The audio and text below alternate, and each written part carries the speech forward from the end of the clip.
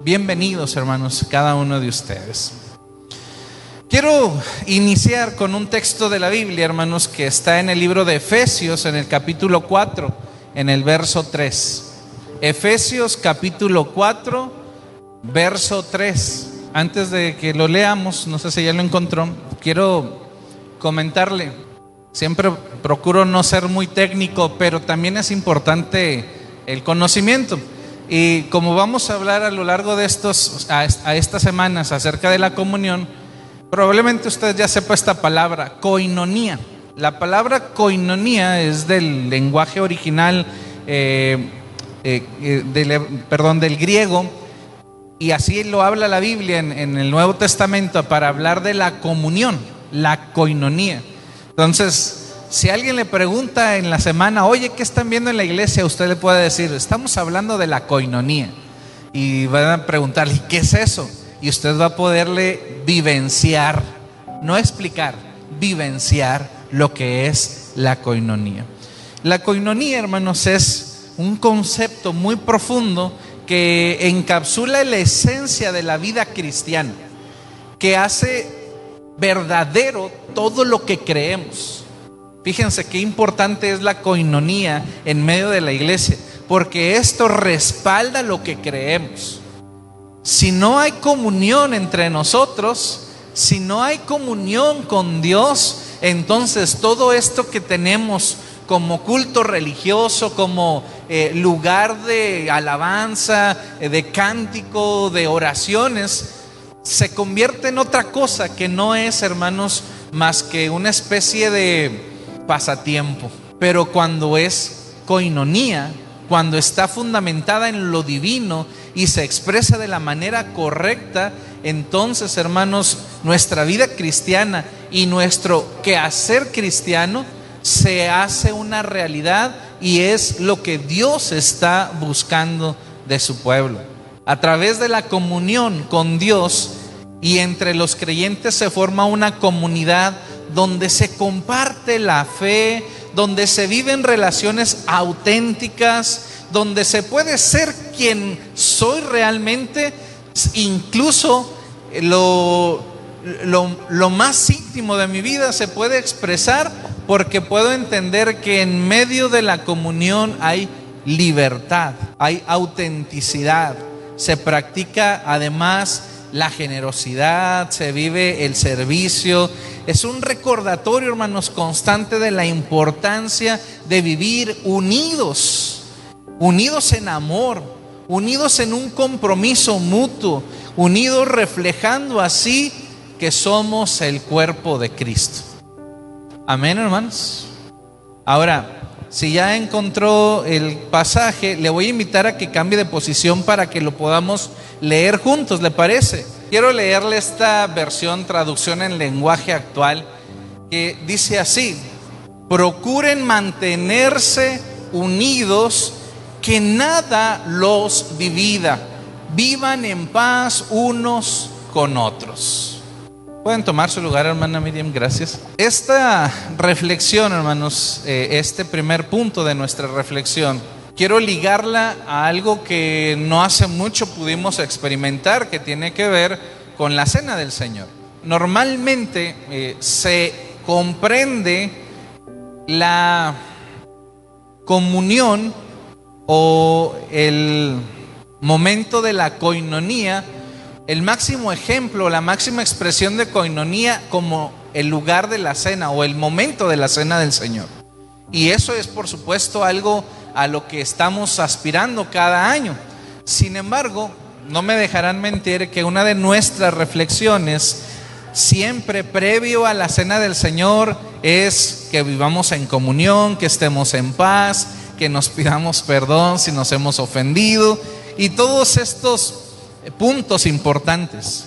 Y una de nuestras expresiones es, pero que no sea solamente cuando es la cena del Señor. Entonces, pues qué bueno que podamos recordarlo, retomarlo y reforzarlo, hermanos, porque no estamos en la cena del Señor, no estamos en vísperas de cena del Señor. ¿Cuánto falta para la cena del Señor, hermanos? Pues unos 10, 11 meses aproximadamente, porque lo acabamos de vivir.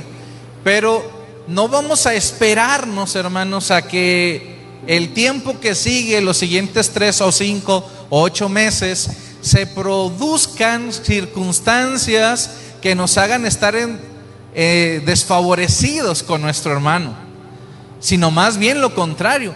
Vamos a producir circunstancias que nos hagan estar en paz con nuestro hermano. Porque cuando viene la cena, estamos buscando al hermano con el que no nos hemos hablado, con el que nos peleamos, con el que nos hizo mala cara o al que le hicimos una mala cara, y estamos tratando de reconciliarnos con él.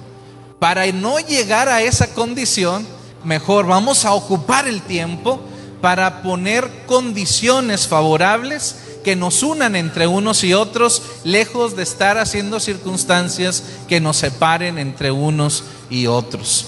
Por eso el texto de Efesios, hermanos, que es el que estamos en este momento reflexionando, nos dice en una primera instancia: procuren mantenerse unidos.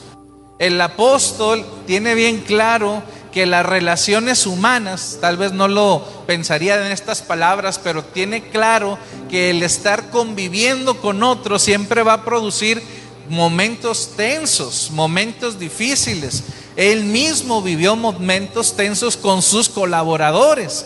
No estuvo de acuerdo en todo, vivió conflictos con sus compatriotas, con sus contemporáneos, con sus hermanos, probablemente con su familia.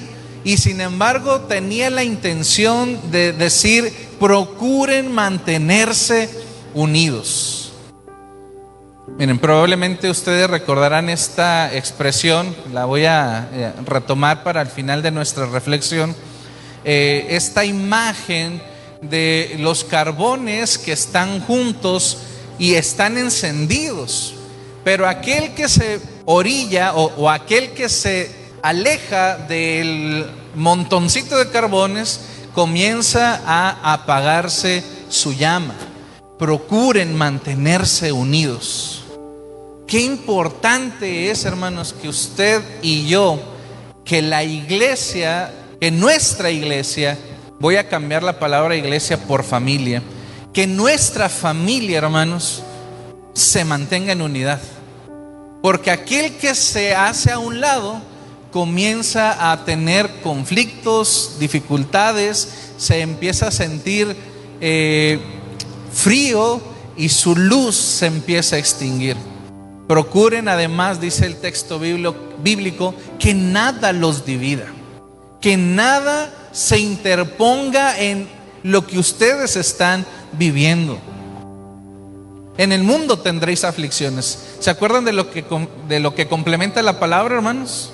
Pero confíen, porque yo he vencido al mundo. Es cierto, hermanos, que nos vamos a encontrar con adversidades. Es cierto que queriendo hacer las cosas bien, no va a haber quien se oponga, quien quiera poner un tropiezo, y por supuesto puede venir el desánimo. Miren, les voy a compartir una experiencia muy sencilla.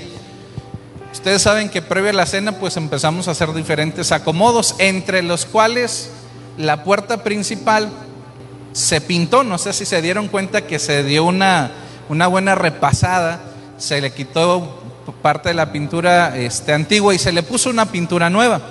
Bueno, los que la pintaron se esforzaron mucho, incluso creo que fue lo que, si no estoy mal, fue a lo que más se le invirtió en tiempo.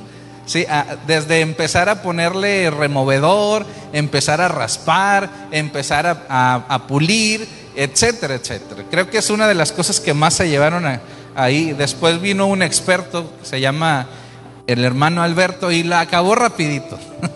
Pero fue uno de los que más, una de las áreas que más se le invirtió tiempo. Y quedó bien, gracias a Dios, quedó bien.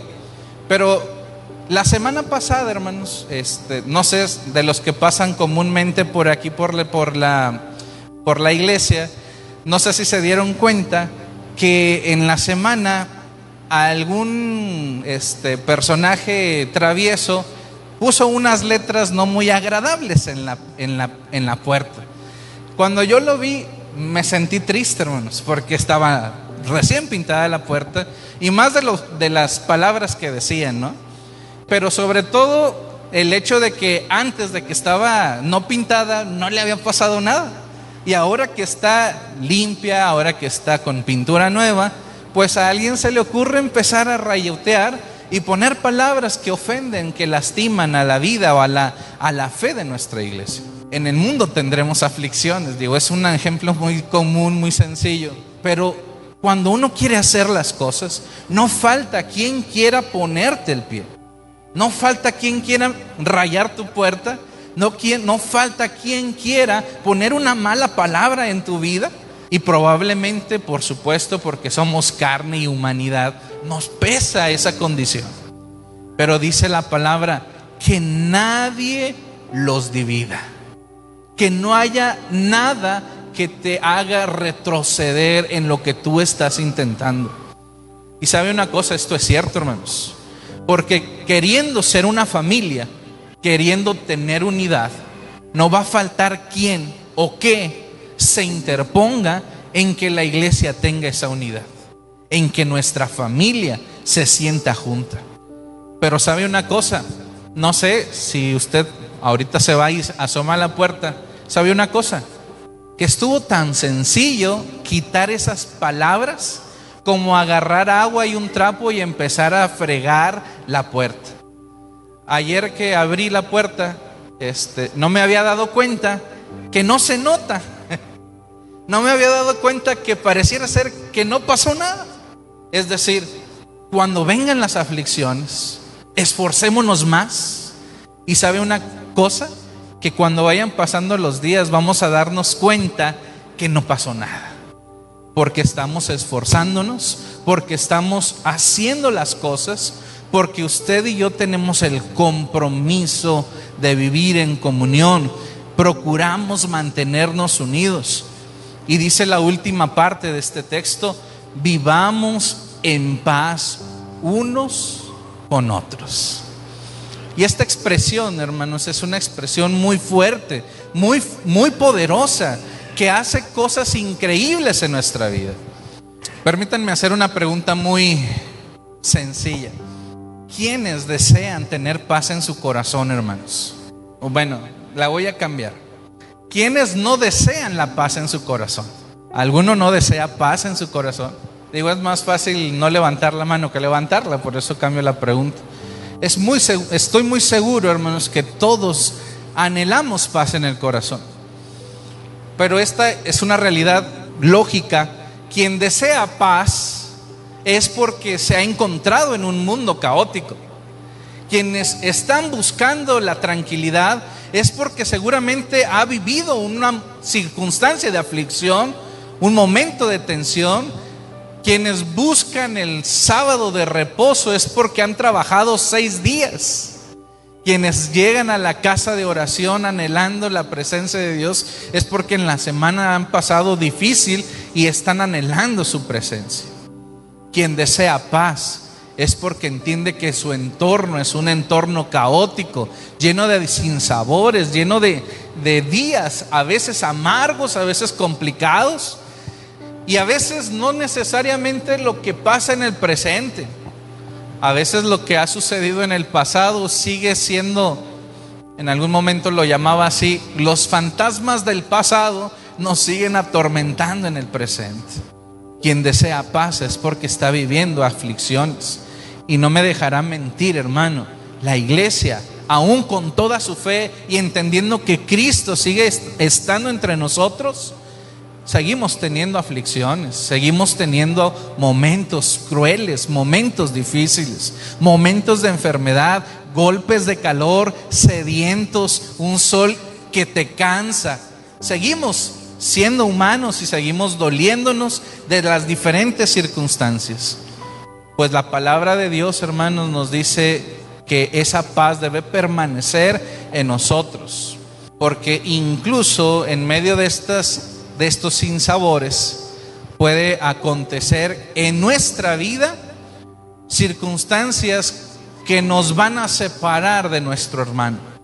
Solo como referencia, no necesita buscarlo, hermano. Primera de Corintios capítulo 12, del 12 al 27, expresa cómo el cuerpo está conformado Este es uno de los textos que usábamos precisamente para hablar de los dones, de los ministerios y de la importancia de que todos podemos estar realizando algo.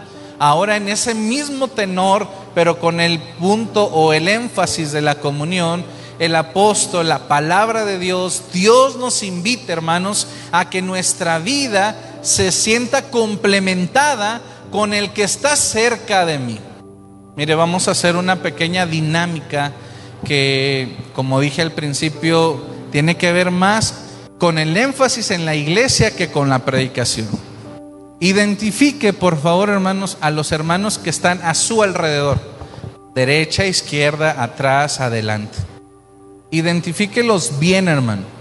Es más, mire, si tiene forma de anotar en alguna libreta o en su celular, anote sus nombres, por favor.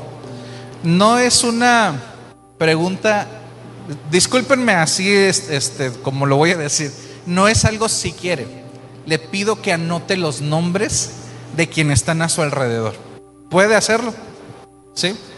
Si no sabe su nombre, toque su hombro y le diga: hermano, qué gusto que estás aquí, ¿me puedes decir tu nombre? Anótelo en su celular, en su agenda, en alguna libreta que usted tenga. Al que está atrás, mire, por lo menos debe de haber 4, por los 4 puntos cardinales, ¿no? Adelante, atrás, a un lado y a el otro. Por lo menos en su lista debe de haber 4 personas. ¿Cuál es la idea de esto, hermanos? Que necesitamos estar en paz con ellos. ¿Ya los anotó? Ayúdeme buscando 1 Corintios capítulo 10, verso 17. Dice la palabra de Dios: porque nosotros, siendo muchos, somos un cuerpo en Cristo y todos miembros los unos de los otros. Lo repito otra vez, dice: porque nosotros, hagamos nuestro este pasaje, la iglesia aquí en el Templo Israel, en la colonia Independencia, somos muchos. ¿Cuántos somos, hermanos? Usted tiene 4 anotados, pero no somos 4, somos muchos, pero somos, ¿qué dice la palabra, hermanos? Un cuerpo en Cristo y todos miembros los unos de los otros. Si usted anotó a alguien, incluso con su apellido, si usted se lo sabe, a lo mejor va a encontrar ahí el apellido Bueno, va a encontrar el apellido Corona, va a encontrar el apellido Cortés, el apellido Mendoza, Regalado, etcétera. Todos tenemos diferentes apellidos, pero, hermanos, lo que nos une no es la sangre que nos dio vida al nacer, sino la sangre que nos une fue aquella que el Señor Jesucristo derramó por usted y por mí. Pregunta, por favor levante su mano ahora sí. ¿Quiénes han sido salvos por la sangre de Jesucristo, hermanos? Pues mire que somos muchos y hermanos por la sangre de Cristo Jesús. Es decir, que no nos une nuestro apellido del padre o de madre, nos une la sangre de Cristo Jesús. Porque aún siendo muchos, aún teniendo diferencias en nuestras culturas, en nuestras ideologías, en todo lo que pueda expresarse, aún en todo eso, somos un cuerpo en Cristo Jesús. Y la segunda parte del texto: y somos miembros los unos de los otros. Es decir, que somos tan parte del otro como mi brazo es mío, mi hermano Héctor es tan mío. ¿Cómo ven eso, hermanos? Así como tengo un pie, o como tengo una mano, o como tengo un dedo que es mío y me pertenece y me es útil y le soy útil al cuerpo, nosotros nos pertenecemos los unos a los otros. Eso significa, hermanos, que somos del cuerpo de Cristo Jesús y que le pertenecemos al Señor Jesucristo.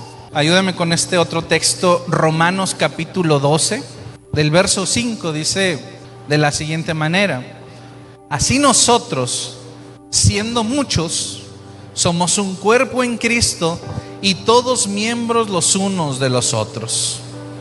Insiste el apóstol en reflexionar en la importancia de ser parte importante o de considerar parte importante al que está cerca de mí. La comunión nos lleva a vivir la unidad, la armonía. No podemos participar, hermanos, de la comunión en el Señor Jesucristo.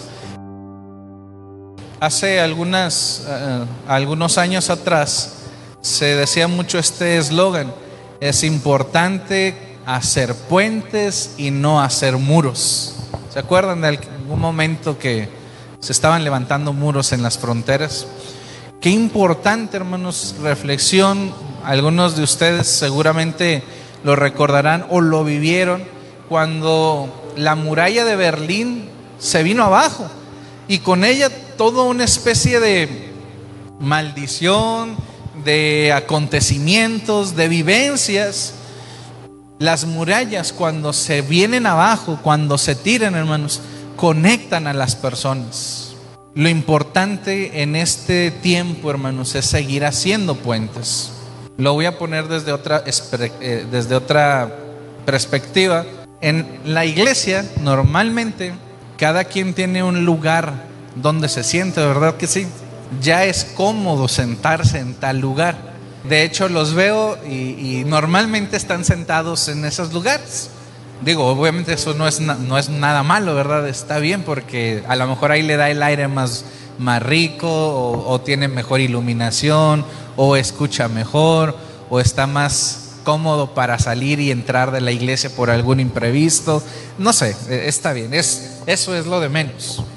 Pero cuando el lugar en donde nos sentamos, hacemos una muralla alrededor de él, hermanos, y no dejamos que alguien más entre, digámoslo así, a nuestro círculo, hermanos, estamos haciendo algo anticristiano. ¿Está de acuerdo con ello? Cuando fabricamos muros alrededor de nosotros y no permitimos sentirnos parte de alguien o que alguien nos haga parte de algo, estamos siendo anticristianos. Porque la comunión es, como decíamos al principio, una de las cosas vitales en la iglesia. Quien no tiene comunión no puede vivir el evangelio. En esta expresión de las palabras, de los textos que hemos visto, se repite la expresión: y todos somos miembros los unos de los otros. La comunión nos lleva a vivir en unidad y en armonía, y no podemos participar de esta comunión mientras mantengamos divisiones, hermanos, mientras mantengamos rencores entre nosotros. Vamos a hacer este paréntesis turbio pero importante. Para hablar de comunión es importante sanar heridas, ¿está de acuerdo? Porque no podemos estar hipócritamente abrazando y saludando a nuestro hermano. Para hablar de comunión es importante sanar heridas, porque no podemos estar haciendo una farsa de decirle: hermano, Dios te bendiga, cuando esté existiendo algo que está impidiendo que esa bendición realmente salga de tu corazón y no solo de tu boca.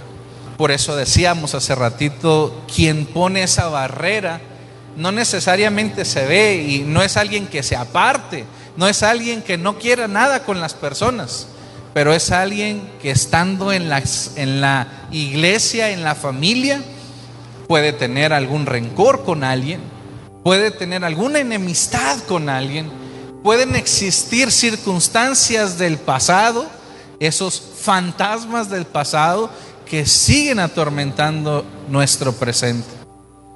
Y por supuesto, hermanos, no podemos seguir adelante sin que podamos sanar todas esas situaciones. ¿Y a quién creen que le corresponde sanar todas esas cosas, hermanos? ¿A las predicaciones o a quien tiene la herida? Y a veces estamos tan heridos, y a veces la herida ha durado tanto tiempo que nos hemos acostumbrado al dolor y estamos con heridas abiertas sin sanarlas, y pareciera ser que todo está bien, pero en realidad hay algo que tiene que sanar.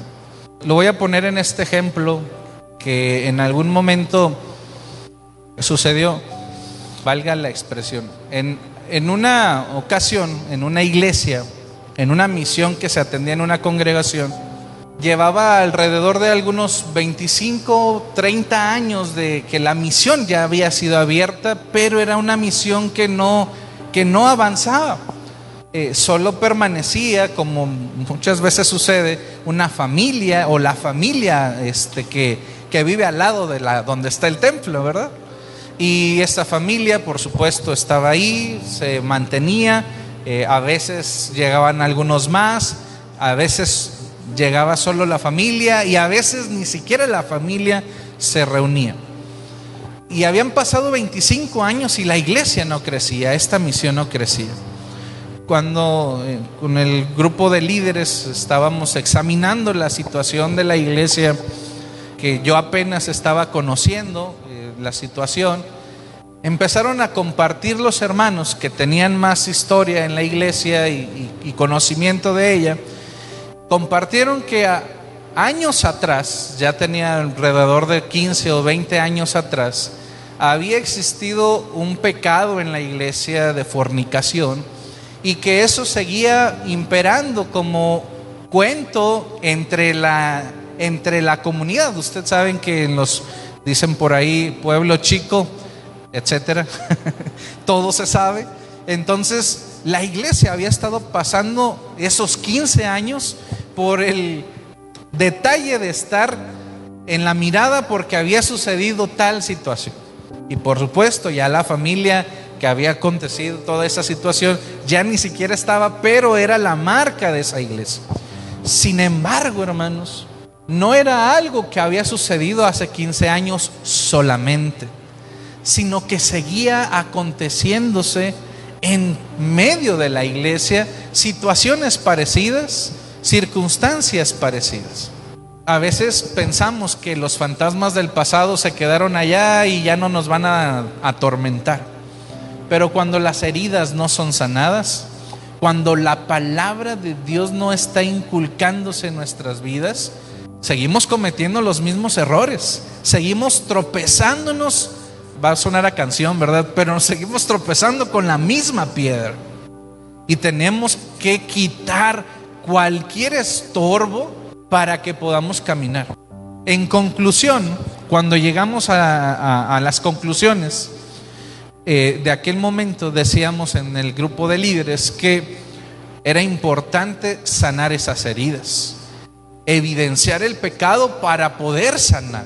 No a la persona, por supuesto, ese es otro tema.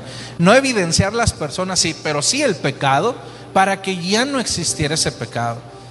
Mientras el pecado exista en la iglesia, una iglesia no podrá crecer.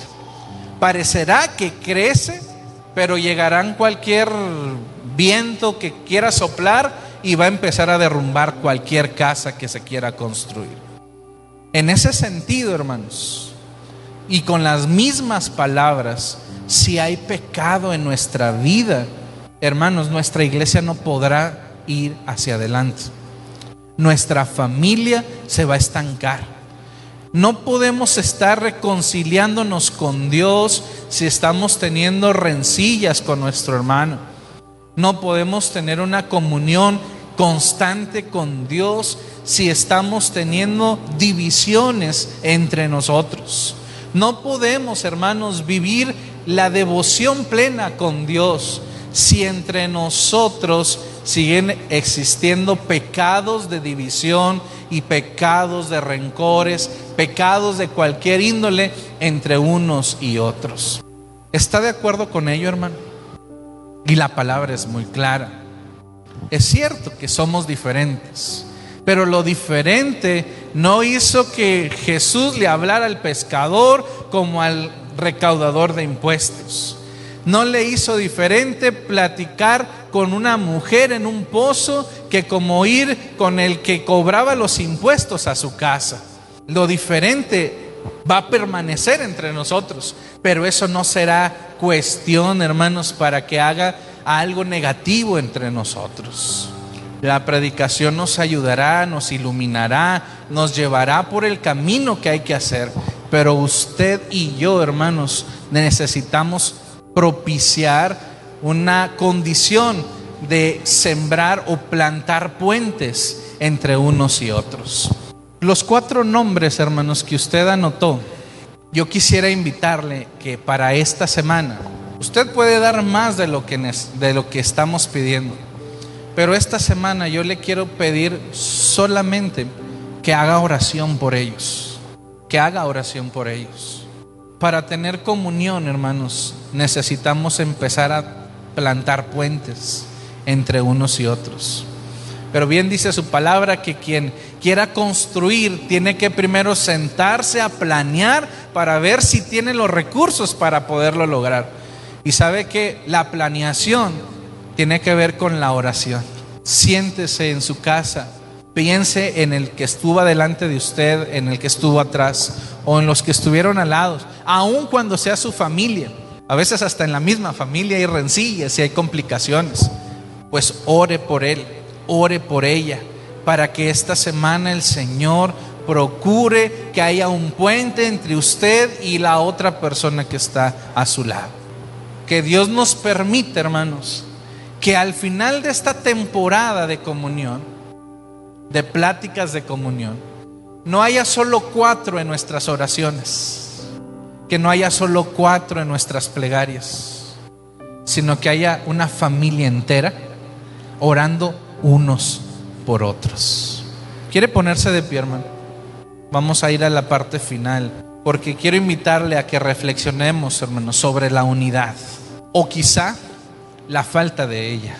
Cualquier sea el caso, yo le invito a que reflexionemos, porque lo último que le quiero decir, hermanos, Juan capítulo 17, versos 20 y 21, dice de la siguiente manera: mas no ruego solamente por estos, sino también por los que han de creer en mí por la palabra de ellos, para que todos sean uno, como tú, oh Padre, en mí y yo en ti, que también ellos sean uno en nosotros, para que el mundo crea que tú me enviaste. Esta última parte, hermanos, quiero invitarle a reflexionarla profundamente. Somos una iglesia, hermanos, bendito Dios. No sé si siempre, pero por lo menos en lo que me ha tocado estar acá, hemos estado recibiendo por lo menos cada 15 días visitas. Hoy nos acompañan algunas visitas. Qué bueno que están entre nosotros el día de hoy. Pero sabe una cosa, para recibir una visita, dígame si usted no se esmera en limpiar su casa. Para recibir una visita, dígame si usted no mueve los muebles que están estorbando, los juguetes que se tiraron o la mesa que está desacomodada. Dígame si usted no la acomoda primero antes de recibir la visita. Y a veces le decimos: espérame 2 minutitos, y aventamos toda la ropa del sillón a la cama y tenemos listo ese espacio. Para recibir visitas, hermanos, necesitamos arreglar nuestra casa. Y este es el tiempo para arreglarla. Este es el tiempo para acondicionarla. Este es el tiempo, hermanos, para vivir la comunión plena y perfecta en el Señor, para que cuando otros vengan y vean nuestra familia, que es muy diversa, pero es una familia unida, como dice el texto de Juan, ellos vean que tú me has enviado y crean en ti. Que nuestro testimonio, hermanos, más que nuestras palabras, sea el que transforme las vidas de aquellos que han de venir el día de hoy y las siguientes semanas. Que en esta iglesia se pueda percibir el aroma de la comunión, que es la fragancia que otorgamos a nuestro Dios. Y que cuando alguien llega pueda respirar ese aroma que le estaba haciendo falta y diga: de aquí soy. Porque era lo que necesitaba su vida, su corazón, su alma. Y que usted y yo, hermanos, con nuestras diferencias, podamos sentirnos uno en el Señor Jesucristo. Hace 2 meses disfrutamos del pan y del vino. Nos sentamos a la mesa con el Señor y vivimos la comunión plena y perfecta. Hoy, hermanos, no tenemos en la mano el pan o el vino, pero sigue existiendo la comunión en el Señor Jesucristo. Todos los días la iglesia de Dios vive la comunión y no podemos sentarnos a la mesa indignamente. Que cada uno reflexione la importancia de que todos los días estemos en paz con Dios, pero también con los cercanos a nosotros. Hoy tiene 4 tareas, hermano.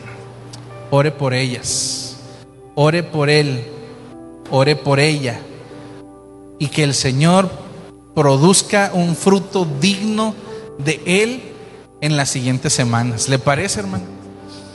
Hoy comenzamos con 4, pero al final de la temporada que haya una familia entera orando unos por otros. ¿Quiere cerrar sus ojos?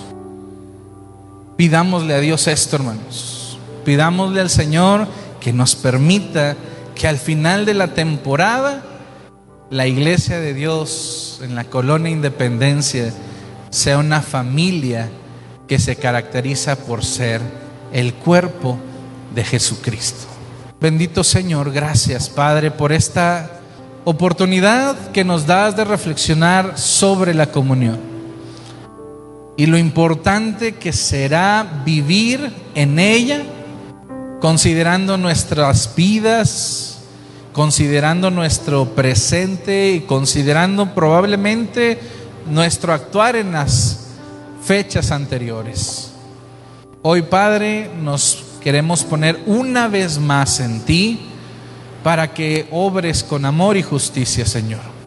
Tu palabra es clara y tus promesas son fieles.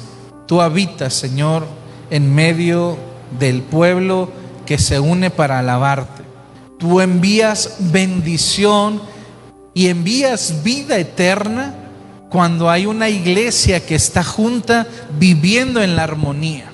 Tú envías ahí, Señor, gracia y paz en medio de toda circunstancia, cuando las familias, Señor, se concentran solo y únicamente en ti.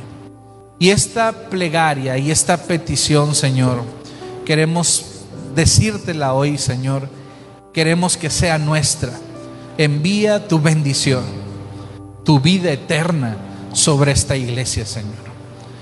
Que al final de esta temporada hayamos podido reforzar lo que ya hemos estado haciendo, pero también modificar aquello que aún nos falta para tener una comunión plena contigo y entre nosotros. En tus manos estamos, Señor, que las 4 personas que hoy hemos puesto en nuestra libreta podamos orar con ellas y tú nos motives, Señor, a amarlas de tal manera que nos sintamos parte de la vida de cada una de estas personas. Haznos una familia, haznos, Señor, una iglesia que viva para ti y que te glorifique en todo lo que hacemos. Delante de ti pongo esta plegaria, Señor, y podamos ver el resultado que tú nos darás a su debido tiempo. En el nombre de Jesús, amén.